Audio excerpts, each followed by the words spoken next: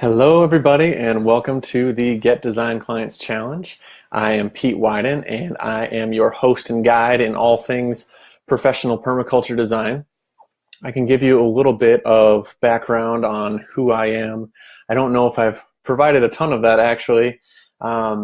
If you've read the blog post I did on William's site, the Permaculture Apprentice, that would be a decent idea of kind of where I've been, what I've done. I also did a recent podcast interview with my friend Oliver on the Abundant Edge podcast, and I'll put the links for those two in the comments for the video here. But for the past couple months, I have been living in a brand new place in Englewood, Florida in the USA, and I moved down here to explore subtropical permaculture design. We can grow anything here from mangoes and bananas to tree spinach, and there's just so much cool stuff we can do down here. I'm originally from the northern part of the US, so I'm used to having very cold, snowy winters and lots of ice, and there's a lot of stuff that you can't grow there, or that you can't grow here, vice versa. So it's just a great change and chance for me to explore that. But as part of that, I left a permaculture design business that was owned by someone else, but I created a design business surrounded around permaculture principles within an existing landscape installation and maintenance business that my friend Todd had and still continues to run in Portland, Oregon. So for the past year or so before I moved out here, I was working with a professional business coach, and he and I were together creating this permaculture design business from scratch in Portland, Oregon. And my focus has been on residential design.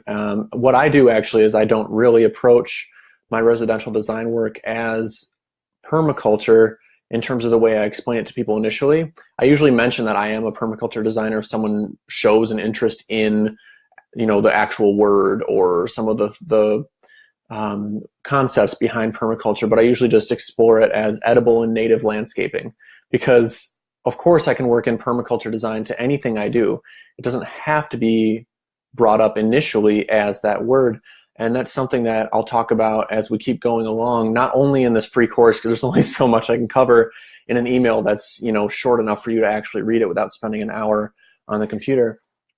But I really focus on meeting clients where they're at and using the language that they use in their own life to think about why they might want to change their landscape, spend the money on a design, to be spending the time and energy to make it all come together. What is the actual goal that they're trying to achieve? Maybe that's just relaxing in their backyard with a family. Maybe it's providing healthy food for them and their family, fresh food, nutrient dense, if someone's focused on their health. So those are some of the things that I think about when I'm approaching clients, and have been doing a lot of that in Florida here as I start a brand new business, which is just great fodder for helping you guys get your business going. And regardless of whether you are focused on residential small landscapes, or if you're more like my friend Oliver, who is really interested in natural building as well and has done a lot of that work, and he's also really interested in helping people transform the inside of their homes using permaculture principles. So, regardless of whether you're doing landscape design or some other type of design, these concepts apply to all those different things, which is pretty awesome. And the reason why I'm here to help you guys is that I just want to see more permaculture designers out there in the world doing this work that's so needed to keep ourselves healthy and to kind of reprogram the way we live our lives, but in a way that actually creates more abundance for everyone, creates a higher standard of living, if you can imagine that, which I'm sure you can as a permaculture designer. This is just a way for me to help the most people possible. By helping you, we're helping the rest of the planet, because the joy that we experience as being successful permaculture designers, we can then transmute, we can help other people experience that joy by transforming their space and the way that they live their lives. So it's just really brief background on who I am, where I've been, and what my goal is by being here in front of you guys. So I'm going to go through a couple of and I see a couple people here watching live. Hello. This is one of my first times doing Facebook Live, so I can't necessarily see exactly who's here, but glad you made it. And feel free to drop a comment in with any questions or ideas you have, things you want to learn, things you want me to cover today. I'm open to anything. It's just going to help make us have a richer experience here together. So really what I'm here to do right now is to help you take steps forward in your business. I am here to help you crush it. I am here to help you hustle, but I really personally tend to avoid some of those words because they're just a little bit overwhelming. And, you know, starting a business is overwhelming enough because we're afraid about, you know, there's a lot of fear. We all have it, whether we're choosing to feel it, to work through it, or if we're choosing to just stuff it down and try to work through it that way. We all have a lot of fear when we're starting a business, either that, you know, we don't know enough to actually provide a real design, or that we're going to design something that's going to totally fail, or that we're not going to make enough money. No one's going to want to pay us for what we do, that we won't be able to even find the people that we want to work with. And so all of these things have come up for me personally. And with the questions I had you answer when you joined the Facebook group here initially, that helps me understand that, you know, a lot of you are just starting out and you just have no idea where to start with the business.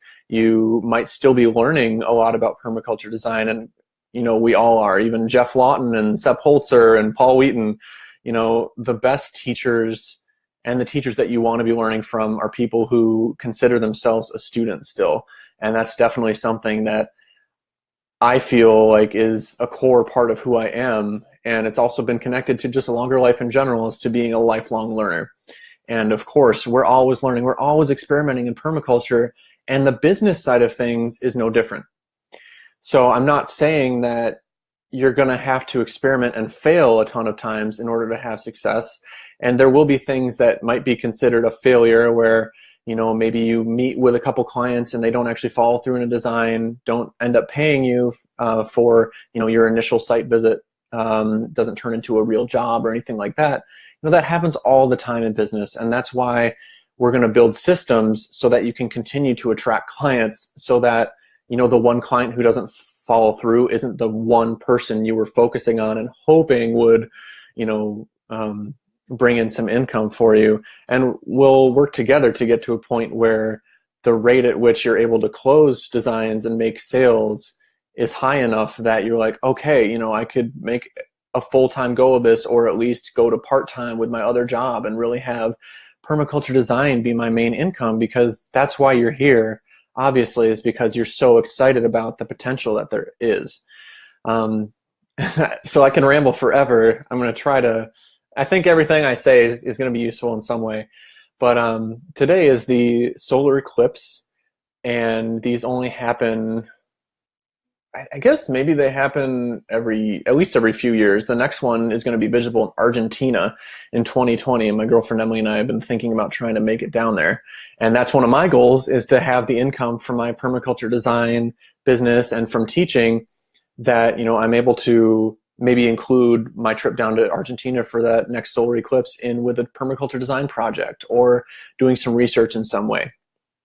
But the solar eclipse, as kind of a more symbolic thing in history, spirituality, is about being able to take a look at the last full U.S. eclipse was in the 70s. Thank you, Michael. That's huge. Thank you for doing your research. So the solar eclipse is really about being able to look at the things that you really want in your life. And I don't know of all the, you know, the science behind it or energy, whatever, but I love having a reason to think about the things that I want to come true in my life, the things that I want to be working toward, and to think about those in a positive light, using an event, a very symbolic and big event like the solar eclipse, to use that to take the time to, you know, write down in your Design Clients Challenge notebook or document that you've created that I mentioned in the email, you know, what you really want to get out of this experience with me as we go through this journey together, but also out of your next 3 months, 6 months, year. It's going to help you do some planning to think about, okay, if I want to be there, what are the steps that we'll take to get there? And that's something that I've been working toward a lot in my own professional life, is actually planning things out versus just flying by the seat of my pants and saying, oh, well, I'm giving a talk over here next week, so maybe I'll get some clients, and then like I'll just try everything I can, and then I end up super overwhelmed and burnt out because I have, no sense of organization to my life. So having these bigger goals helps us work down to the more detailed level to even be, if you want to, and if it works for you, be detailed enough where okay, I'm just doing these 3 things or even this one thing today for my business, and it's going to get me that much closer to actually to getting where I want to be. So Michael asks, how did I get my first client? So I'll have to think back to who my first client was. That was a long time ago. I'd say my very first client, who I'd consider a real client, would have been in Portland, Oregon. And the way I actually found them was that they were a friend of a friend. And I talk a lot about relationship marketing and building strong relationships with the people who might bring referrals to you. And those could be an individual, they could be a nonprofit or another organization or business. And it all depends on the type of people you want to work with. But so my friend knew this couple who, this couple of 2 women who lived together in Portland, and they really wanted native and edible landscape. And they just had something cataclysmic happen in their backyard where a large tree fell down. So there was already this strong need. They had a real tangible need to actually get a design done and change their yard because they had a shade garden that was all of a sudden exposed to all this sunlight. So that's something that's consistent in being able to get clients who are really excited to work with you and pay you for your work, is that they have an existing need.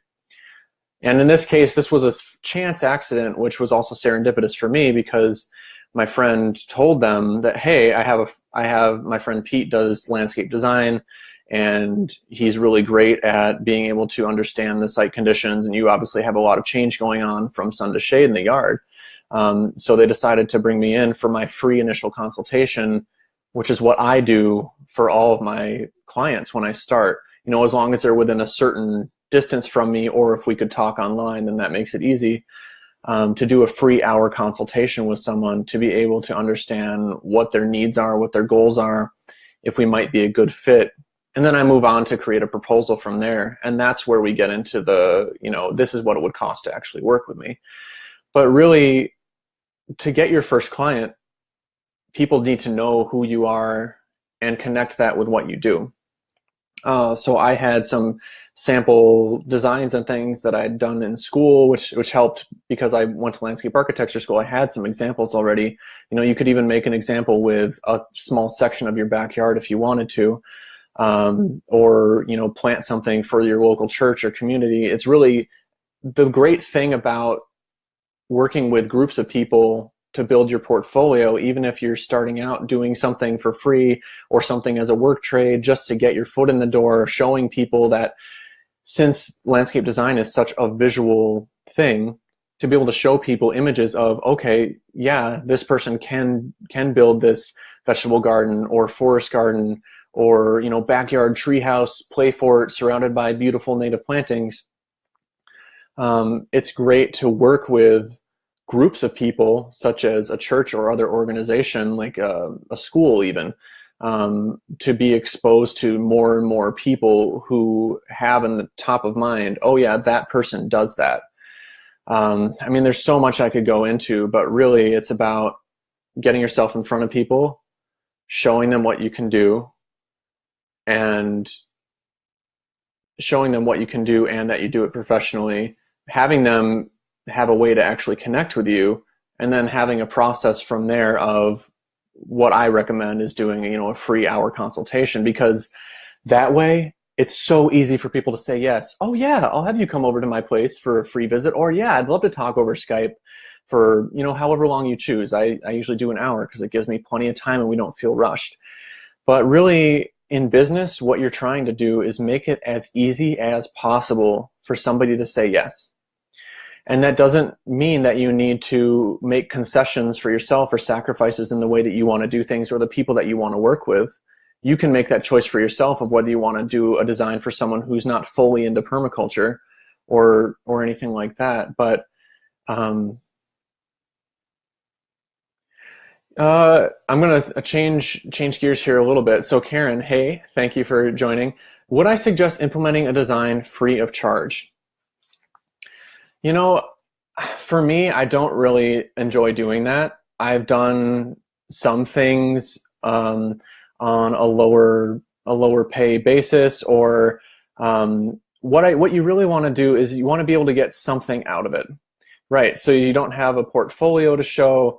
I mean, even myself, a lot of my designs aren't that old. Like they're only a few years old, so they might look super weedy, or they're not like their full beautiful self. They just got put in, if they're even installed, because not everyone even puts in the design that that you create for them. They might hold off for a few years or something, because it's all about money and time and energy that people have. So if you don't have any work to show, obviously you have to do it somehow.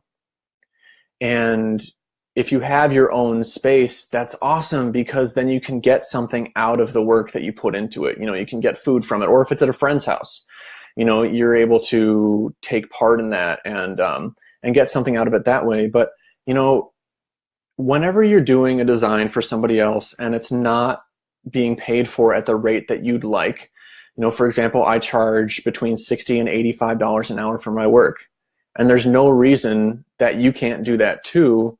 Once you get to a point where you're confident, you have things to show people, and they can see the value in what you provide. Like you have a specific product that, a product that is your design service that you're providing to them. So it's very clear what they're getting, and they're like, oh yeah, that's what I want. This is tailored to me. Let's go do it. I always recommend getting something out of it. And that could be just some referrals. Like if you decide to do a job for a friend, and you're just, you don't want to go through the process of saying, hey, you need to pay me for this, getting some referrals out of it, like saying, if I do this design for you, and you can choose a very small part of it, of a yard if you want to make it less work on you, to make it easier in the grand scheme of things, to get some referrals out of it. So say, hey, could you, let 3 friends know about what I do? And then you can pull them around to say, if you have a Facebook page or business card, things like that. And me riffing on all this stuff, it's very kind of free form. So there are a lot of different ways to do this.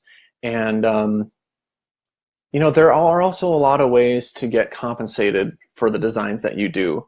And you don't have to start out charging a large amount for what you do, especially if you're not relying on it for your income to survive. So you might say, hey, could you pay me $20 an hour for this design work? And give them an idea of how long you'll spend on it, so that they know that there's like a cap on the amount of money they're spending. Because when it comes down to it, the main 3 things that people are wondering about is how much time, money, and energy is this going to take, and is this going to save me?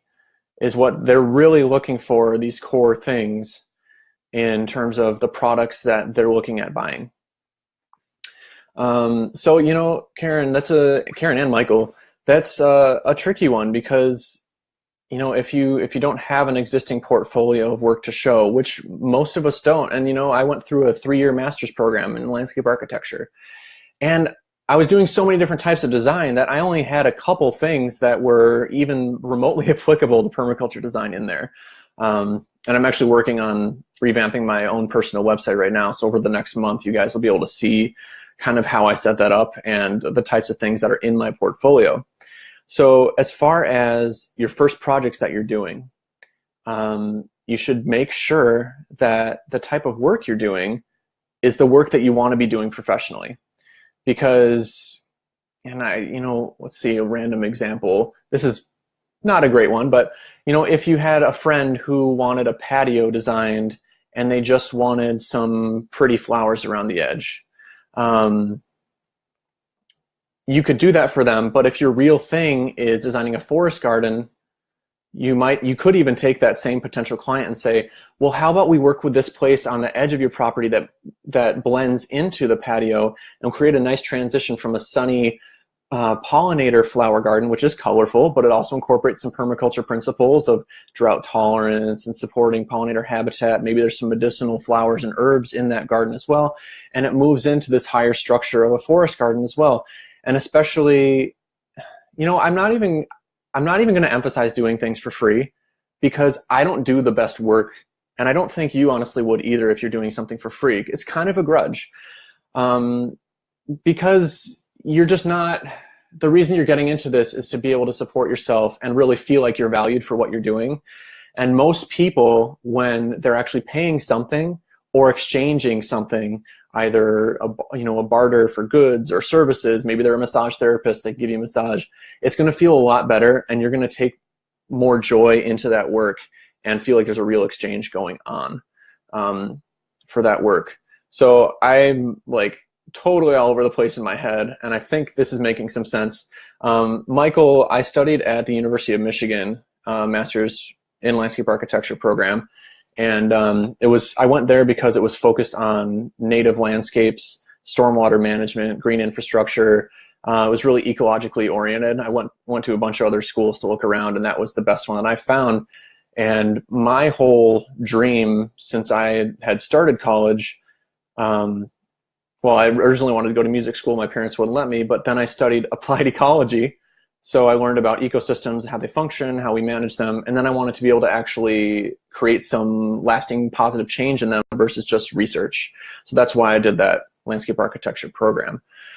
But when I left school, I didn't have any business skills. I took a professional practice course, which was a fancy word for saying, this is how you might interact in certain professional situations that were actually very random in the way that they were taught in that class. We didn't really learn how to get clients. We just learned how to, avoid potential altercations when misunderstandings happen, things like that, which is really good to know, but you're never going to have those if you don't get any clients. So really that, and the way a lot of our college and university schooling goes is that we're just taught to be an employee of someone else's business, which I did for a few years out of school because I wanted to learn business. And I was lucky in Portland to have very thriving landscape design companies that I was working with and business coaches and things like that, and just was able to absorb so much and work with so many different clients. I probably had 25 or 30 different clients, maybe more over the few years I was doing that. But eventually I ended up just feeling like, wow, what am I building? Am I building something for someone else, or am I building something for myself? And so I was able to use some of that existing portfolio of work, which wasn't actually true permaculture design. I started out doing high-end residential landscapes where a lot of people just wanted the Monrovia, hydrangeas and things like that. But I'd incorporate natives into that because I know which ones are low maintenance and drought tolerant and native to the area I was working in, things like that. So I'm gonna, if you guys want to keep commenting, that'd be awesome. I can just keep riffing on things. I do have some notes as well. So in terms of what's been holding you guys back, the questions I had you answer when you joined the group. So Karen, are you finding that people want more of these kind of traditional or ornamental landscapes? A lot of you, I'll let you answer that while I keep talking. A lot of you talk about not having the time or the money to start a business, and I find the money and time thing, the time one makes a lot of sense to me. I am interested in learning more about why people feel like they don't have the money to start a business, because for me, the only money I think it actually took to start a business was registering my business as an LLC, which gives you a little bit of legal protection and just shows that you're a legitimate company. You can pay taxes and things like that. And all of that stuff is totally up to you in terms of how you structure your business. That's what I did. But that cost me maybe $100, and then it just cost me a little bit of money to drive to people's houses to start working with them, and I just needed a notebook. You can start pretty simply, and I do have some some equipment that I use, like a laser level at this point, to understand the grades on a site and things like that, which is super cool. But aside from that, the money thing, I don't think is a huge issue. So I'd love to learn more about that. As far as time goes, and then I'll get back to what you and Michael and Karen are talking about here. The time is so tricky because a lot of us this day and age, with inflation happening all around us and incomes haven't risen to reflect that in the past 20 years or something like that, where a lot of us are struggling financially. And that's a really difficult place to be, because as permaculture designers, we want to be surrounded by this feeling of abundance, right?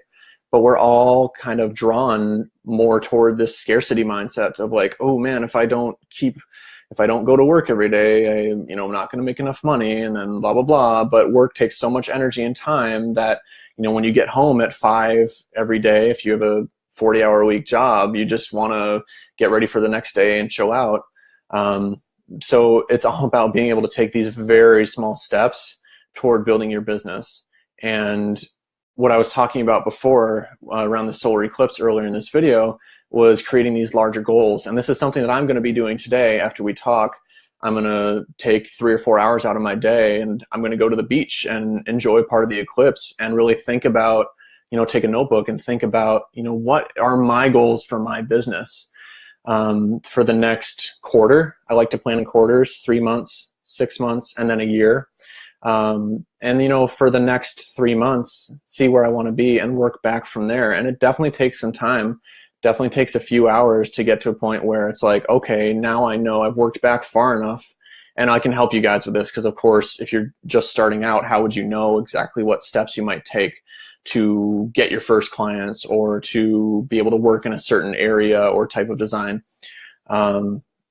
Knowing these different small steps you're going to take each day is just like a lifesaver, because you have a map laid out for you of where you're at right now and where you want to go and how you're actually going to get there. At least an idea of how you're going to get there. A huge part of this also is having some self-compassion and not beating yourself up for not having started yet, or not feeling like you know things, or feeling like you don't have the confidence. We're going to work on all of that stuff. It's like everything I'm talking about, I'm sure could sound like a huge monumental task. And, I'm not going to lie, it definitely is a ton of work, but not when you actually break it down. And that's what's actually helped me so much in my business, to not overwork myself, to have a nice work-life balance, and to be able to address the tasks that actually need to be done versus just making up things out of thin air that I think might work, but I could be wasting time. So yes, ornamental and edible go easily hand in hand. It's a little tricky because, you might have clients who think, oh, well, edibles are messy, or it's going to take a ton of work. It's all about education and having clients and being a consultant. And I've been reading this book. It's by Peter Block, and it's called Flawless Consulting. I don't know if I'd recommend you reading it because it's not all super applicable to what we're going to do. Right, Michael, a lot of people are afraid, like in Portland, they were afraid of attracting rats and things like that to their garden, which actually rarely happened in my experience. But it's all about education. Edibles can be ornamental and vice versa. And you can also mix and match things. Just because you put a couple hydrangeas and dogwoods and other things in a garden doesn't mean that they don't inherently have value, such as a dogwood being a pollinator attractor, things like that, or that they can't go hand in hand with some edibles. And it all comes down to this kind of permaculture, ecology, structuring things together, finding niches in the plantings that you're working in. Right. So, yeah. So what I really work with a lot in landscapes is working from both the top down and the bottom up to create these structures that, that's like a tiered hierarchy of both height and width and habit, using a lot of ground covers, and then small perennials on the outside if it's along the edge of a house, and then larger shrubs near the house, things like that. Man, there's so much that we could talk about as far as that goes, and I'd love to get into planting design more as we go along here, especially because I'm creating a course called the Professional Permaculture Designer for you guys, that this is basically an introduction to help you learn the skills, techniques, both business and design related, that you're going to want to be able to rely on and appropriate and experiment with and modify for yourself to create your own process for how you go through life in your professional design. But my specialty is actually planting design. And if you read the Permaculture magazine North America, I had an article in the June issue, and I also have one in the September issue. It comes out every 3 months, and they're both about edible landscaping. So you can learn a little bit more through that. I can also post the link to the last one, the last article I did in June, which I have a website link for. Yeah, Michael. So, oh, sweet. I'm so glad that you just subscribed. It's an awesome magazine. My friend Hannah Apricot is the editor there. I met her at the Bullock Homestead up in Orcas Island, Washington, last August when I did an advanced PDC there. And that PDC, which was an advanced class, we took a week and learned everything from the systems, from plants and irrigation to solar and social systems that are at place at the Bullock Homestead, which is a really awesome site in Washington. But that's where I realized that permaculture designers, PDC grads, a lot of people, including you guys, it's where you're at. You've got your passion for permaculture, you've got your PDC. So now what? How do you make a living doing that? And I'll tell you what, even if there are a lot of other permaculture people out in your area, I've mentioned this before, you'll definitely cross paths, and you can totally collaborate too, which is another great way to start getting clients, is to collaborate with people, have other permaculture designers and landscapers know who you are, because a lot of them, once you get going, once you start your business in one place, or if you're international and people can find your website, they know how to find you. Once you get your client base going, you'll probably end up with too much work, and you'll have to pass it off to people. If you ever want those potential clients to have a design get done. So building up those referral networks is super helpful. But yeah, so anyway, when I was at that advanced PDC, that's where I learned that so many PDC grads just are struggling to actually figure out how to start their business. And since I'm a few steps ahead of you guys, I really just want to share the knowledge and have you be able to do this stuff. That's just such a blast. It's so fun working with people and with plants and everything in between, if you're doing natural building, whatever. Info specific to your climate, semi-arid prairie. Ooh, that's cool. What area are you in, Karen? Yeah, a lot of tree growth. Yeah, that makes sense. I wonder if you're in the West somewhere, if you're in the USA.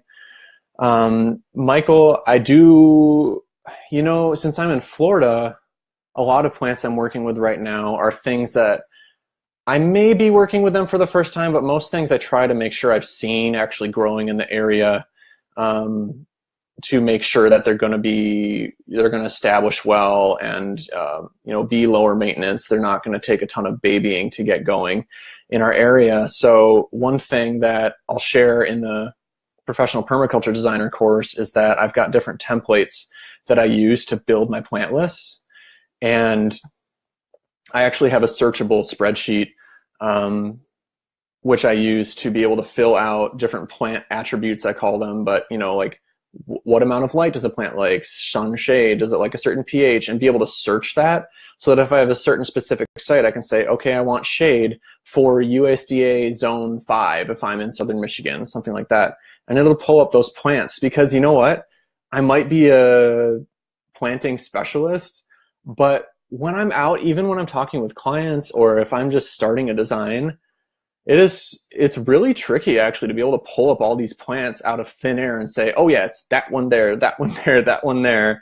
And the creative process itself is an iterative process. So it's really nice to have these templates that, you search the plant once or twice, and then you drop it into that spreadsheet, and then you're building these systems that allow you to scale to a certain extent over time. So you could maybe handle more clients, or you could just maybe do your designs more quickly so you might be more profitable in your business. It's all about efficiency while not sacrificing the quality of the work you're doing.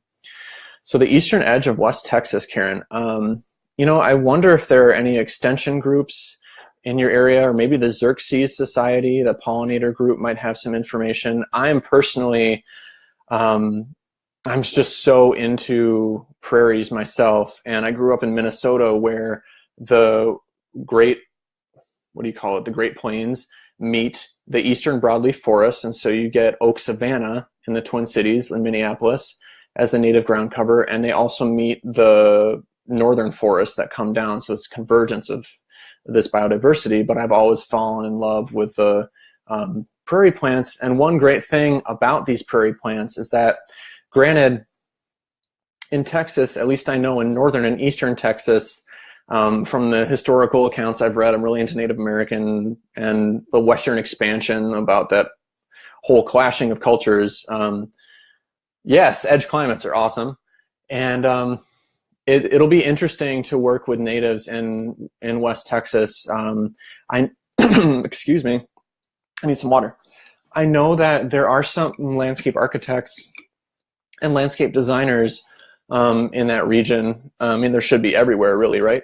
But if you look up, West Texas or the largest city in your area, look up landscape architect, landscape designer, send a couple emails to people and see what resources they use. All those people, I mean, they would gladly help you out by sending, a link or two, because it's not like you're asking, hey, can I take all your clients away or something. It's just a fellow designer helping someone else out who's trying to create a native landscape, or even just say, hey, I'm putting in a native landscape. Could you point me in the right direction? But a lot of master gardeners in your area should have an idea of natives as well, because they're usually exposed to that in their training program. Okay. Where do I buy my plants? Michael, I'd love to grow my own plants and have a nursery, and I actually use some of my friends' yards. I've even started to use friends' yards in Florida here already to get clippings of different plants and be able to start them for people. And that's a big part of the education too, is that if you're working with people who are already kind of ecologically minded, might be interested in permaculture, oh God, I have this amazing story, and it was so embarrassing at the time. But in Portland, I had a client where the plan that I drew for them, the planting plan, I use these little circle templates if I'm doing it by hand, and I draw the plants at about 3/4 of their mature size on the plan, from an aerial view. So it's just like that site plan view. And when we put in the plants, and when the husband of the couple came out, he had very little knowledge of plants. He said, "Why are the plants so small? I thought they were going to be the size that you drew them on the planting plan." I was like, whoa, I never even, I hadn't thought before that somebody might not understand that. So education can come down to even the seemingly most minute details of telling people exactly how it is, because I've never actually had an issue telling someone like it is. People appreciate honesty, and if you say, this plan's going to take 3 to 5 years to really come to its full fruition and its full mature size in your landscape, people might be like, oh geez, I didn't know it was going to take that long. You can, being a permaculture designer, you can get creative and say, well, we can plant these other plants that will flower sooner and grow up sooner while allowing these other plants to take more time to fill in, things like that. So there's never an absolute, any problem that you come up against in landscape design, landscape installation, or other types of permaculture projects, there's a solution to the issue of, say, it takes forever to start things going. You can have some more temporary installations or plantings that maybe are more less longer lived perennials and things like that go in first to provide some benefit aesthetically, functionally, whatnot in the meantime while things fill in.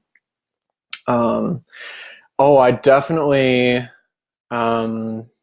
Michael, I definitely try to use as many locally grown plants as possible. I try to use small nurseries who are, small businesses to support my local community. It's all about bringing permaculture into the way I do everything. I personally eat almost entirely organic food. Any meat or fish that I eat is pasture raised or wild caught. And of course, we all have our different ideas about ecological footprint with meat and things like that. It's another day's conversation, which I'd love to talk about at some point, but more related to broadacre permaculture, I suppose.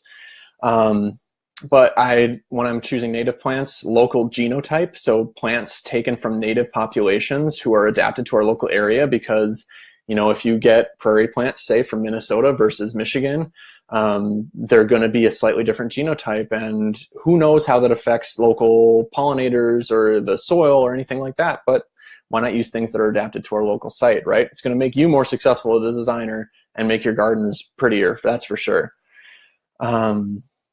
Yeah, Karen, I'd recommend just going to a couple of those meetings, talking with people. Man, if you talk to someone for 5 minutes about, hey, I can't find any resources about the types of plants I'd like to put in, native prairie plants or edibles for West Texas or whatnot, they could point you to a website or a publication. It would be super helpful. Or they could say, hey, come over to my yard and check out my landscape. That's probably the best thing that I've done in any area that I've worked in, is go on garden tours or just meet people who want to show me around their landscape, who are already so nerdy about plants that they're just happy to have someone next to them who wants to hang out and talk about that stuff. I've gotten so many free plants already here in Florida: papaya, tree spinach, lemongrass, this native poinsettia that's super cool, from just hanging out with people at a local garden club. And this woman just spontaneously invited me to come to her place and check it out. So that stuff is just super effective. And you know what?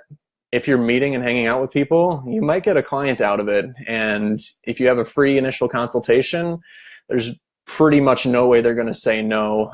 You can also do a little more digging of the types of questions you ask, like what type of gardening do you want to do and things like that. So you actually know if they're going to be a good fit for you to spend the time doing that initial consultation for. Plant nerds are awesome. They're always cool people, sometimes very strange, but I'm strange too, so I like it. Let's see. Michael, I will focus on the design that outright failed. I've had a couple designs that failed to be fully designed because I was doing them for free and I was too busy. So that was one of the things that I wanted to caution against, is if you are doing a design pro bono, which is Latin for free or out of the goodness of your heart, I want you to make sure that it's not gigantic, like an entire terraced hillside for a farm, which I started to design, or an entire retreat center plan, which I'm super into. I really love broadacre farm stuff. I'm really into agriculture and healing on the land, retreat centers and stuff like that. But, I'm going to be working more slowly into that as time goes on. I am very interested still in getting into that. For now, I'm doing the residential stuff because that is what I know, and I've grown to love it, actually. I used to think that how much can you really do with a small 1/10 of an acre urban yard? But, it's incredible, especially when you're working with people who are into having their hands in the landscape. They'll have a lot of ideas, and granted, a fair amount of their ideas aren't going to be what happens exactly on the page, but you can work to integrate them into a functioning permaculture system. You can do so much. It's absolutely true. I love that. Yes, Paradise Lot is an awesome book. I actually just connected with Eric Tonesmeyer about possibly helping him on his next book. I'm not even sure what it is, but he was interested in working together, so it's pretty exciting. I saw him speak at a Permaculture Your Campus conference in Massachusetts a few years ago, which was really awesome, when he was working on his carbon farming book. But yeah, Paradise Lot is a great book about transforming a very small urban yard. Michael's like, what? Yeah, I have to brag a little bit because it was too exciting. Let's see here. Karen or someone had a question. My design that outright failed. So that same client who I realized thought that all of the plant bubbles were going to be the size that the plants were installed at, which I was able to explain to them, if we installed the plants at that size, that would have tripled or more the cost of the materials and the labor for that installation. And actually, costing out all this stuff is a really important part of the process too, which I can definitely share with you guys as time goes on. But as part of that installation, it was a small, very, very deep shaded backyard, and the lawn there wasn't growing. Portland's a very wet place in the winter, at least. It's actually got almost desert-like dry summers. But I decided that what would be best for this backyard space would be to put an alternative ground cover in. And what I chose was a non-native plant called Blue Star Creeper that does well in deep shade and a fair amount of moisture. And so what we did was we covered this maybe 300 square foot area with about, I don't know, close to 100 of these little 4-inch pots. And so the install crew, I was actually just a designer. I wasn't installing it myself at that point, but the install crew ended up having to dig a little hole for about 80 to 100 of these little pots. And, plants need to get established before they start growing. So there was a lot of dirt, a lot of soil in between all the plants. And, I don't know if this is an outright failure, but the plants just didn't, they hadn't spread yet. It was a very cold winter this past winter. And then this spring, when I was still in Portland, the clients were like, when's this going to happen? Because there were weeds starting to come in and everything. So it was just like starting to be a little bit of a nightmare because they wanted to have a very low maintenance landscape. But, then it always comes down to education and telling people, we can either come out and do the maintenance for you on that, or you could just, pull those plants and compost them for later use in the rest of your garden while these plants expand. And so it was a failure in that I think what we probably should have done is put a seed mixture that was good in shade in there. And I have a seed mixture I love that's probably for other places aside from the West Coast, but it's a local company there, so I use them there. It's called ProTime Seed, and they had a mix that was this ryegrass and clover for a nitrogen fixer, and yarrow, which is just this small-leaved yarrow, which is just a very durable evergreen plant. And so it's this really cool shade-tolerant mixture. But, in hindsight, I would have done things differently, but it wasn't a full-out failure, like the entire landscape didn't fall apart or anything. It's just that the client wasn't expecting that. And you're never going to be able to, cover everything that a client might come across when you're working. And, things will come up. But establishing an open communication policy with your client where you're just got an honest relationship, where you're able to tell it like it is, they're able to give you honest feedback, which is going to help you even more. And they know that you're open to giving them positive responses when they come up with things that aren't working for them. So that's what it really comes down to is failures are a chance to learn, and they're a chance for you to make good on your promise of being a professional who delivers high quality work, basically. All right, so let's see. How do I get people to understand that many of the design elements may take several years to look full and as you designed it? So that's a huge thing. Really what it comes down to is, looking at the different types of plants that are going into the landscape and the way that they're being planted. For example, if we planted a pollinator garden that was propagated from seed, we can tell the client that, okay, this isn't going to flower for the first year or so because it's actually just getting established. But I think what it comes down to, even if it's a fruit tree or a shade tree, things like that, is that plants take the time to build a foundation so that they have a strong root system, and then they can shoot up, and then the client will be amazed at what they see once that plant is actually established and then ready to put forth its above ground parts and make a beautiful thing out of it. And it's the same with your business. If you build a strong foundation, a strong root system, I'm going to use a lot of permaculture references in here. Like, building a strong root system is absolutely what you should be doing now, and that's what I want to help you guys do in your business. So obviously there's a lot of scattered and random ideas in here in this video, but I think that's kind of the way it's going to be for a lot of the Q&A stuff, is because you guys just need to get answered the types of things that are on your mind now. I want to help a lot with the mindset stuff because I want you to be confident in your design skills and be able to present that confidence to a client so that they know that they can trust you, because building business relationships is all about trust. It's all about being reliable, being honest, and not trying to be an expert who knows it all, like showing people that, oh, I'll have to look that up, but that you can look that up and that you have the knowledge base to be able to identify, okay, will this site feature or this plant or this material work in this landscape based on what you know, or the people in your network that you can talk to about it. So building relationships with other landscape professionals or permaculture professionals who are in your area especially, or have expertise in what you're working in, is going to be huge, because you can build these referral networks, you can build a network of people to provide information to you and do better design. So that, hopefully that answered a little bit of what you were looking for, Michael. And I want to go through my notes here. If anyone else has a question, feel free to post. So we all deserve to be who and how we want to be. And you will get there. I'm getting there. I am so much closer to where, closer than I've ever been to where I want to be in my life. I'm obsessed with edible landscaping, and that's what I want to do for a living. I want to show people all the benefits of it, from beauty to healthy food to building community.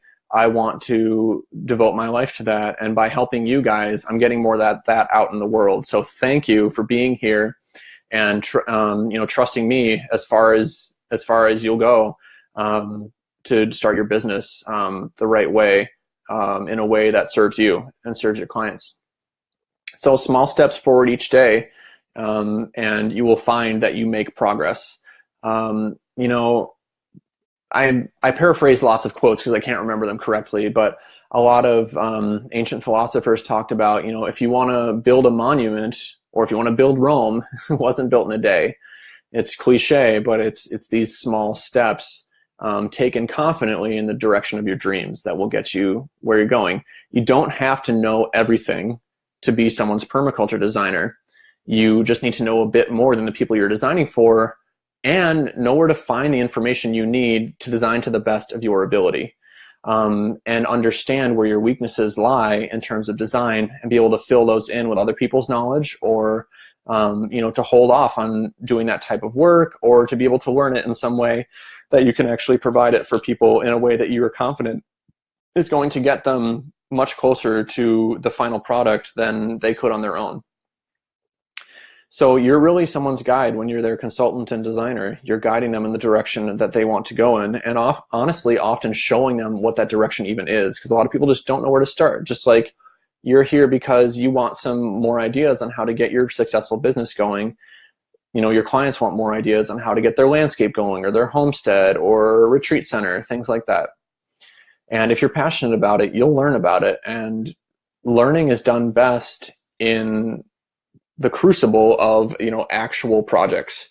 When you have an actual, paid project or something that you're forced to learn, then you're going to learn it, and you're going to start doing that, and you'll get better and better, and through this iterative process. So the best part about having a permaculture design business, or any business really, is that you choose what you offer, and you can align your business with what you're passionate about, because it's all about your ability to deliver the types of things that you want to be providing. And you can find people to do those things. And I'll help you kind of sift through that as we go along through your ideas for your business. So once you have this business that you're passionate about, you can get really creative with each aspect of it, and really infuse a sense of who you are as a person into your business. Because if you're doing what I call relationship marketing, you're going to want to have a unique business that has an experience that people go through, where people can only get that experience by working with you, because it's special in only the way that you can make it. And, that might sound daunting, like, how could I, do that? But the way that you present designs, the types of things that you create, the process people go through to start working with you, the questions that you ask, those are all kind of unique to you. And I'll give you some of the templates that I use to start those. But what I really want you to do is be an artist with your life, with your business, and with the projects that you do. so that you infuse creativity, and it's going to be a lot more fun. You're going to get a lot more done and be a lot more successful in your business that way. So Janice, I don't think I currently know someone in Ontario who is hiring.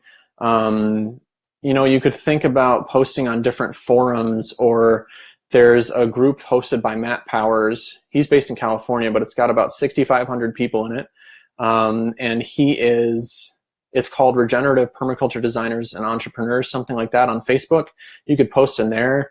That's all about, so, if you want to start working with someone and gain some experience, the best way to do that is to get in front of the people who, are doing it, and share what you know and what you'd like to be doing. Any experience that you have that is uniquely suited toward helping people, in their design business. And it doesn't mean you have to have a ton of design experience, but if you have some, life experience, especially, or your PDC, things that you're interested that are unique to you or that you've done that are especially interesting, sharing those things, sharing your personal story with them and where you'd like to go will be really helpful. But I'll keep that in the back of my mind and let you know if I think of anything. And so if you guys are interested in working with someone in an apprentice type role, definitely let me know. I'm interested in helping people gain that experience, because when I first left school, okay, you've done gardening on your own for years, so that's awesome. So especially if you're wanting to work in Southern Ontario, or even a similar climate, which I call analog climates across the world, places that are similar, that you can grow the same things pretty much in, and that has similar weather patterns, you'd be uniquely suited to do some of that work for sure. Being some type of apprenticeship, even if you're not fully working for someone, if you go out to a few of their job sites, or what I've done that's been really successful is that I set up informational interviews with professionals, so that I'm not just straight up asking them for a job. I'm saying, hey, I'm so interested in what you're doing. I live in the same area, or I'd love to chat over Skype for a half an hour, or go look at some of your job sites and talk about what you do, because I'm so interested and would like to learn more. And I've never had someone say no. I've had people not answer, but I've had a lot of people answer, and I've gotten some jobs that way too, because it got my foot in the door without putting someone under the pressure of wanting to hire me straight out from the first interaction they had with me. You can also do different job shadowing days, following people along and learning about what they do. Especially if it's a slower time of year, people are really interested in doing that because they don't have as much going on. But, we're almost at the hour mark. I'm going to go and plan out the rest of my week to help you guys out with the Get Design Clients Challenge. If you have not seen the email in your inbox, it may be in the promotions. It could be in the spam area, but it's probably in promotions, if not in your main inbox. So make sure you check and send me an email at pete@artisanenvironments.com if you haven't seen that helpful email. I'll be sending one out every day through Friday. So, oh yeah, Janice, you're applying to the Niagara Park School of Horticulture. That is super cool and prestigious, and I hope you get in. I bet you're a shoo-in. I just bet. I'm confident with things like that. So who knows? At least it'll get you on the radar of some people who matter. And you can go to some free events and things that they host and start to learn more. So I'm super excited to keep helping you guys out. Feel free to post more comments, even if you watch this after it was recorded. And I will see you guys in day 2 tomorrow, and I will check back later today and see if you have any more questions. But I'm also giving a talk, I'd like to let you know, at the local library here in Florida tomorrow morning. So I'm actually going to be running the live Q&As at 4 p.m. Tuesday through Friday. That's going to give me time to do that talk. And then I'm doing a little irrigation install for someone I know, which will be paid, which is awesome. Doing that later this week. But I'm giving that talk at the library about edible and native landscaping. And I know that the people who are going to come to that are already interested in learning more about this permaculture way of doing things. I don't have to call it permaculture to attract people. If someone wants to have a food garden, I said on the flyer for this talk, I said, eat your yard. Okay. If someone's into growing food, they're going to want to do that. And you are welcome, guys. Thank you so much for being here and taking the time out of your day to hang out. I'm really hoping that this provides some insight and inspiration for you. So go out and yeah, spend some time outside today. Read a book that might not even be related to permaculture, and just seek out those feelings in your life that you're looking for in your business and your professional life. But anyway, back to my talk. It's going to talk about how to do these low maintenance productive landscapes in Florida so that the people who are coming to that are already interested in what I do. I'm also going to have a printout of a couple of designs I've done so they can look through that. And I'll also have a sign-in sheet where they can sign in their name, their email address, and their phone number so that I can contact them after, rather than just giving them a business card. And that's one of the most important things that I talk about when it comes to getting clients. You need to have their contact info, because a lot of people just won't reach out to you. They get busy, the business card gets lost in the bottom of their car, whatever. The power's in your hands when you have their contact information. So just a little blurb about what I'm doing tomorrow morning. I haven't actually written the full talk yet. I just have an outline. So I always get nervous, but they're always great because it's just super fun talking with people. And always letting people ask a lot of questions when they're in your talks. When you have a captive audience, is going to teach you a lot about what people want to know or are concerned about or need help with in their landscape. And it's the same thing I did when you joined this Facebook group, so I could help you guys as much as I can, because that's what it's all about. So anyway, sorry it's raining, Michael. Sunny days to come, I'm sure. And yeah, take care, guys. See you on day 2. Bye.